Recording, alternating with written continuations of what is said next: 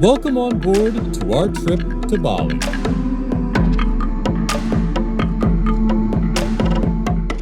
Join me today and let's discover together the 10 best places to visit.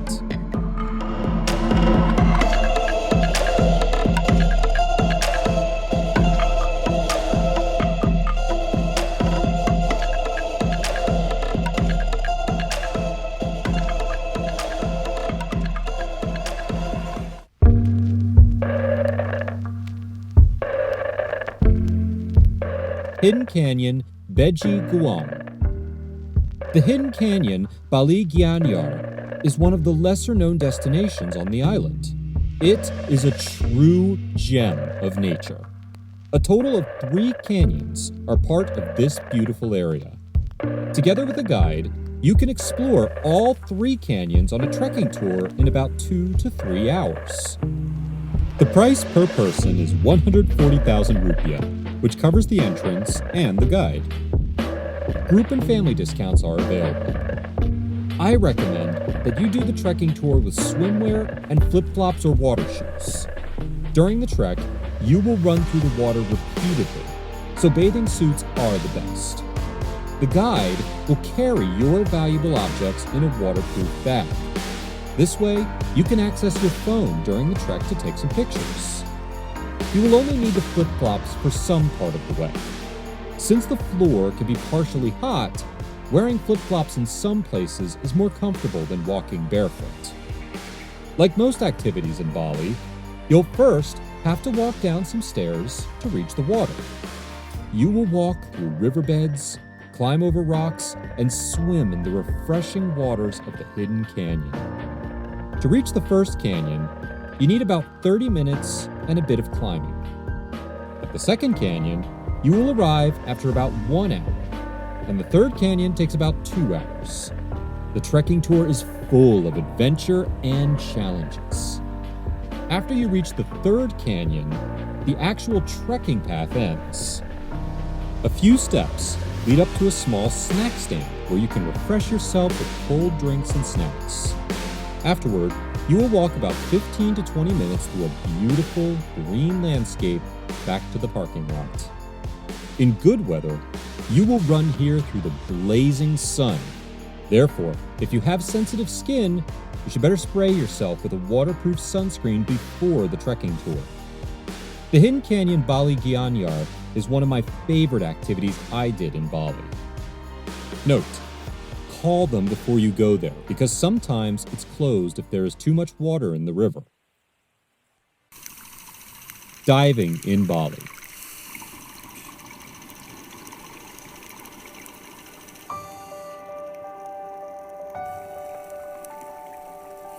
One of my reasons why I went to Bali was for diving. Diving is one of my greatest passions, and I can only advise everyone to book a taster course. The top dive sites are in the east of the island, which is only suboptimal if you are located in the main tourist regions like Kuta or Seminyak. From here, it takes about 2 to 3 hours by car to reach the dive spots. Among the top dive spots are Tulamben, Padang Bai, and Amen. There are also beautiful dive sites on Nusa Penida and the Gili Islands. These islands are 1 to 2 hours by boat from Bali. Unfortunately, my stay was not long enough to explore these places.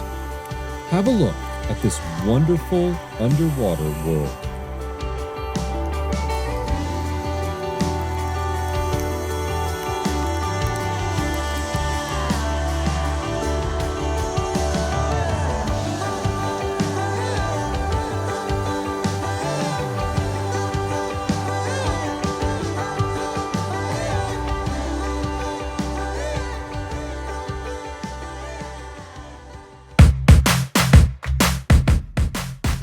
Nightlife.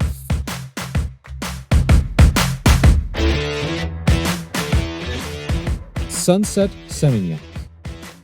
It's almost a ritual. Most tourists and locals meet for sunset on the beaches of Seminyak to enjoy the sunset.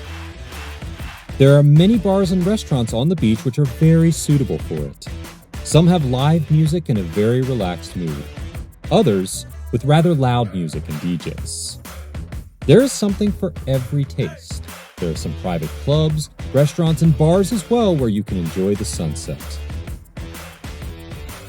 If you are looking for a party and an intense nightlife during your holiday, then the Indonesian island of Bali is the right place for you. After dark, you can end your day here in many ways.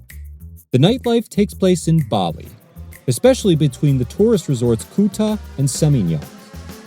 The beach promenades are a popular meeting place for locals and tourists.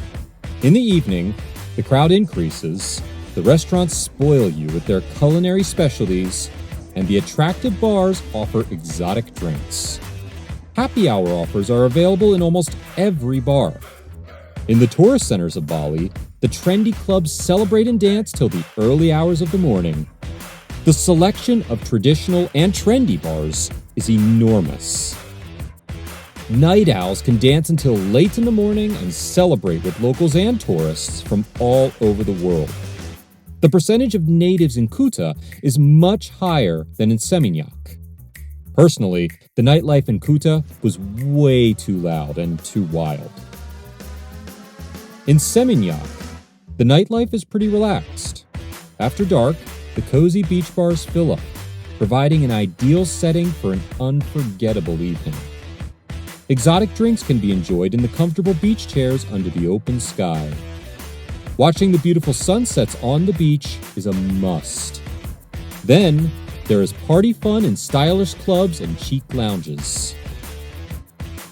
Let's enjoy this moment together.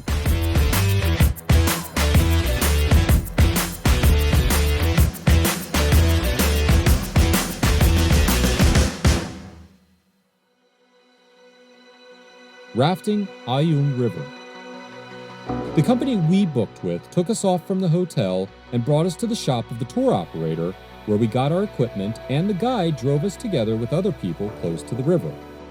Here, we had to walk down 600 meters of stairs. First, you have to work hard. The river itself leads through different currents and rapids through the jungle in Ubud. Here, it starts pretty fast right from the beginning. Sometimes you underestimate the speed of the water. Of course, you have to be careful with the Bali rafting in front of the numerous stones which protrude from the water. Even if it collides, the rubber inflatable dampens the impact as much as possible. From time to time, we also met other groups of people from many different countries. The water is also a bit slower and calmer in some parts. Here, you can sit back and relax and see the jungle landscape. It also depends on how heavy the rain has been in recent times. If it has rained more heavily, then the currents are usually a bit faster. All in all, the rafting was partly turbulent, but sometimes very relaxed. Since the rafting tour lasted several hours, one feels exhausted at the end. The tour ends with a walk back to the shop of the operator. Here we picked up our valuables. In addition, there were showers, toilets, and changing rooms where we could freshen up. For the grand finale, we served ourselves with a lunch buffet. The food was okay, but not so special. The rafting was quite a fun experience. You should book it as well. We paid around 500,000 rupiah per person.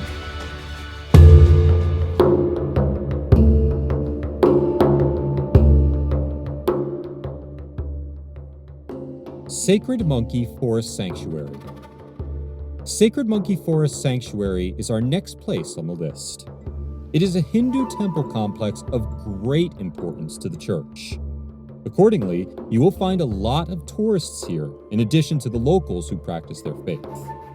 There are 3 temples from the 14th century.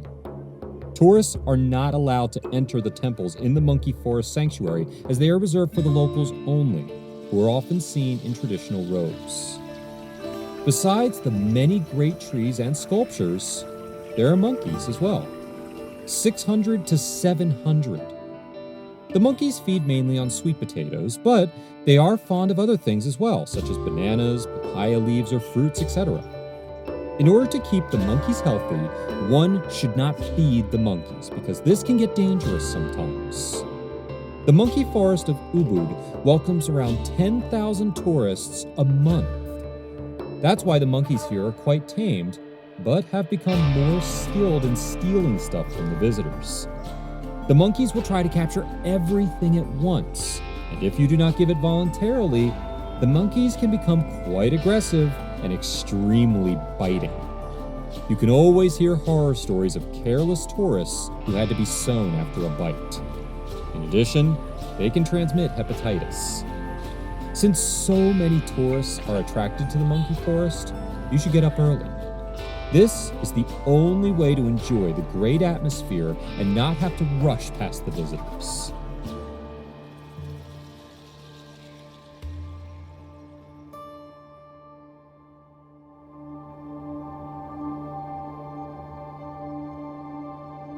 The Tegenungan Waterfall. The Tegenungan Waterfall is probably the most famous waterfall in Bali. Located near Ubud, it attracts many thousands of visitors every year and is therefore very touristy, and you have to pay a small entrance fee of 15,000 rupiah only.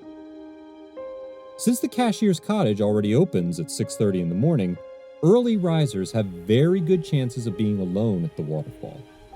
But even if you are a little late, you will be able to experience the waterfall in a quiet atmosphere. The sooner you are there, the emptier it is. However, the stairs are not for the faint-hearted.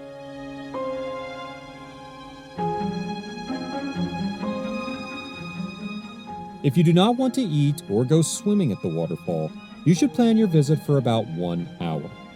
Otherwise, you can also spend a good 2 to 3 hours at the waterfall, and after a refreshing bath, with tasty food.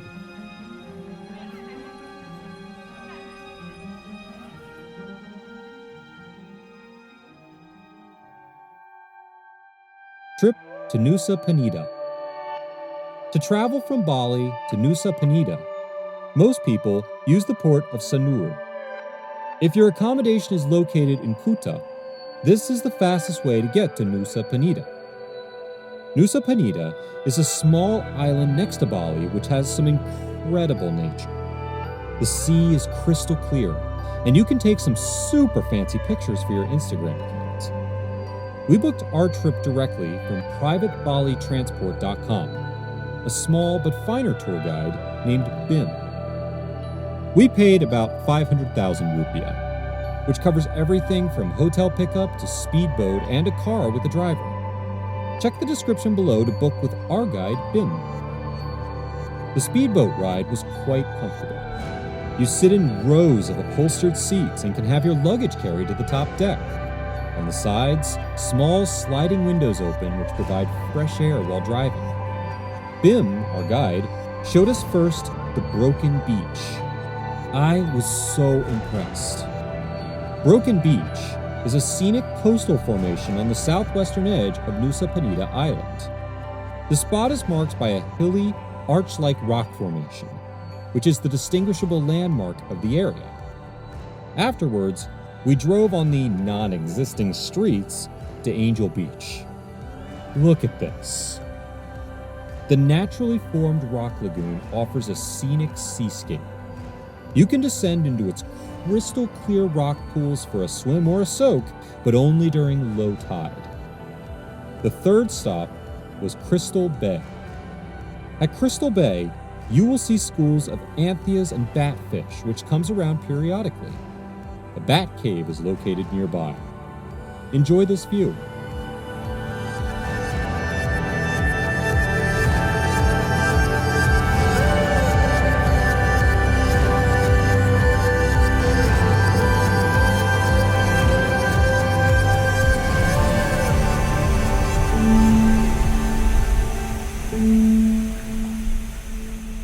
Tukad Cepung Waterfall.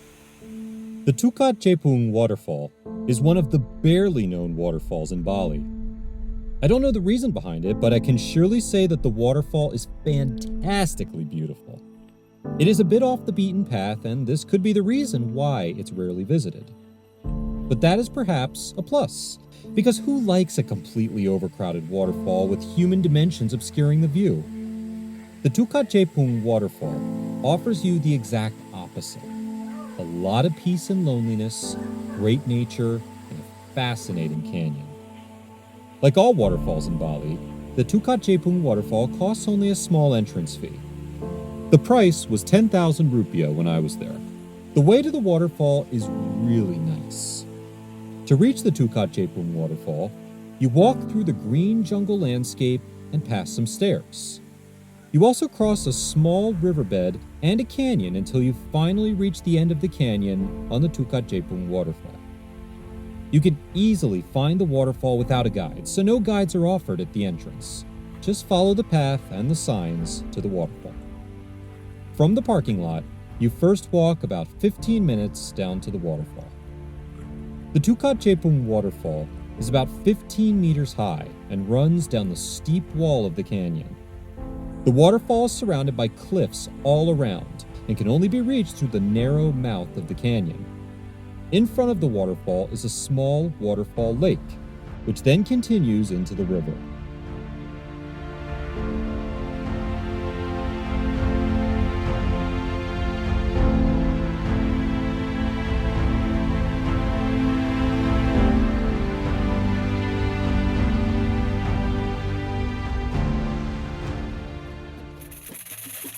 Ubud Luwak Coffee. Our taxi driver was supposed to take us to the rice terraces, but accidentally let us out at a Luwak coffee farm. I think he did that on purpose to get a commission. We did not notice that directly, so we visited a part of the coffee farm. For those who have never heard of Kopi Luwak, here's a brief explanation. In Indonesia, a cat-like species known as civet is found, which eats overripe coffee cherries, in addition to the fallen fruit in a natural environment. Through the intestinal bacteria of the cats, the fruits, and thus the coffee beans therein, are naturally fermented, which should give the coffee a special flavor. The coffee beans taken from the excrements of the animals are further processed and marketed worldwide at high prices under the label Kopi Luwak. However, many shoppers are unaware that behind some of the factories, there is a caged civet machinery that is positively fed with coffee cherries. The short visit here told us how the coffee was traditionally made. This is only offered to tourists, as most of them are industrially produced. Since I'm not a coffee fan, I didn't try it, but my friend Manuel did. His review about it was okay, but not special.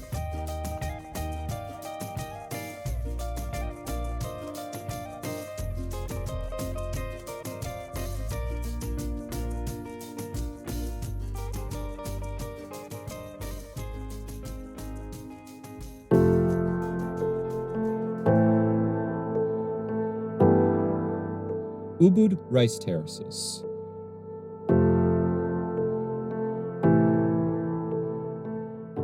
If you see a picture of rice terraces in Bali on Instagram and co., chances are that this is the Tegenungan Rice Terraces. On the main street are some small shops with typical souvenirs for tourists. If you go down the first stairs to the rice terraces, you will also find a few restaurants. You can then go down the stairs and down the small pass of the rice fields and climb up the other side. At various stages, farmers stand as a kind of lock and require tolls. Only then may one explore the terraces further. These rice terraces are very touristy, but also very impressive.